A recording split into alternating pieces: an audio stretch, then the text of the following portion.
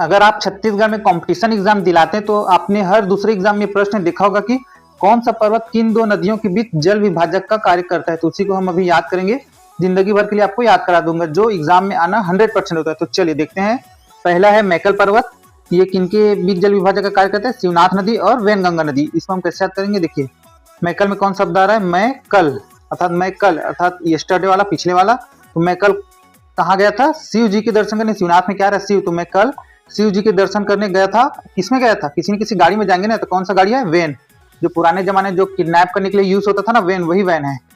तो मान के चलिए मैं कल गया था शिव जी के दर्शन करने वैन से। तो आपको याद आ जाएगा मैकल को देखते ही, या शिव और वैनगंगा को देखते ही। नेक्स्ट है देवघर की पहाड़ी।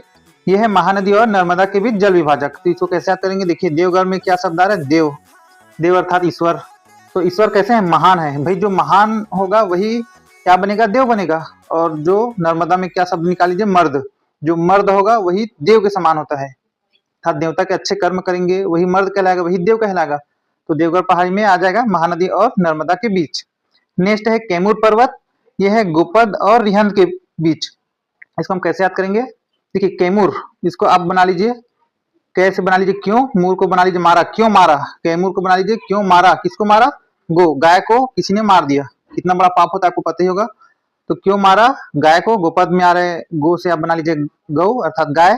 और रिहंद में देखिए, रिहंद में आ रहा है हन, इसको आप बना लीजिए हन्ना। हमारे छत्तीसगढ़ में हम बोलते हैं ना कि हन दूंगा तुझे, तो हन्ना मतलब भी होता है क्या? मारना। तो कैमूर में आ रहा है मुर, इसको बना लीजिए मारना। तो क्यों मारा गाय को और हन दिया, तो रिहंद आपको याद आ जाएगा।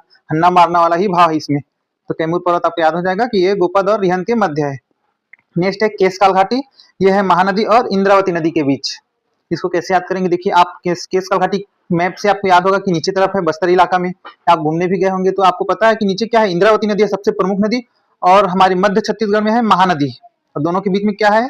केशकाल घाटी। आप एक बार मैप देख लीजिए, या नहीं देखेंगे भी, आपको कई बार यहाँ पर घूमने गए होंगे तो आपको आसानी से याद होगा।